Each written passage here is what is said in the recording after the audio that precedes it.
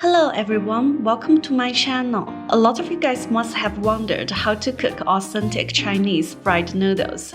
Today I'm going to show you how. Hope you all like it. So now let's start. We will need to cook the noodle first. Put the noodle into the pot when the water boils. Cook for around 2 to 3 minutes. Then take the noodles out.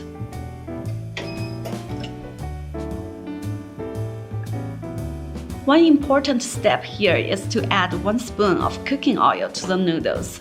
This can prevent the noodles from sticking to one and another. Now we need to prepare the vegetables. Chop some onion, some carrot, and some green pepper. Crack 2 eggs.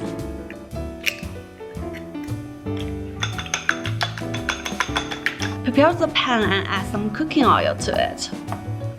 Pour the egg into the pan first. Stir fry until the egg is cooked. Then add the vegetables into the pan. Besides the onion, carrot, and green pepper, we also need some bean sprouts.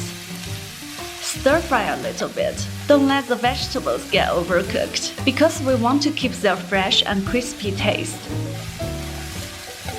Add the noodles into the pan. Mix well.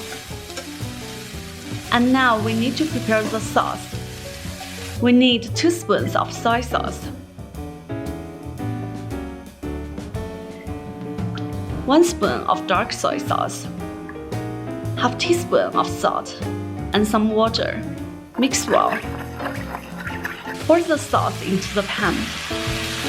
Stir fry and mix everything well. In the end, you can choose to add some chili powder based on your own preference. Mix well and it is ready.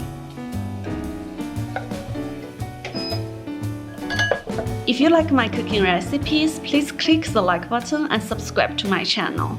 Thanks a lot and I will see you in the next episode.